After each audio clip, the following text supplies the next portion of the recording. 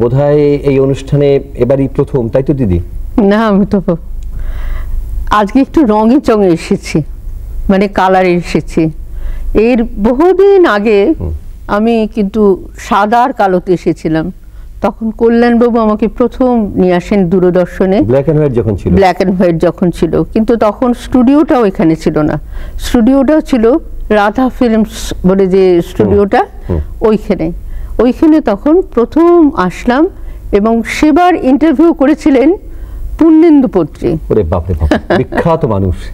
হ্যাঁ, কিন্তু পূর্ণেন্দুবাবু একটা ভুল করেছিলেন এই যে প্রথমে তো যখন কথা বলছেন যে হ্যাঁ হ্যাঁ মাধবী এই প্রশ্নগুলো করব, সমস্ত কিছুই বলা হলো, 22শে শ্রাবণের কথা বলা হলো যে এইটা দিয়ে শুরু হবে, কিন্তু পূর্ণেন্দুবাবু প্রথমেই ভুল করলেন, 22শে শ্রাবণ বাদ দিয়ে তারপরের থেকে বলতে আরম্ভ করলেন। সেইভাবে মানে আমি তো শুরুই করিনি, ফলে ভুল বা ঠিক করার প্রশ্ন এই মুহূর্তে উঠছে না। তো দিদি, আমরা একটা জিনিস যে বোধহয় 50 বছর অতিক্রান্ত হয়ে গেল আপনার অভিনয় জীবনের, একটা দীর্ঘ পথ, সুদীর্ঘ পথ বলা যায়। এখন এখানে দাঁড়িয়ে আপনি যদি একটু পিছন ফিরে তাকান, এই পথটা কিরম মনে হয়? খুব বিবর্ণ, খুব উজ্জ্বল, কিংবা একটা মিশ্র অনুভূতি? আমি ভাই আশাবাদী।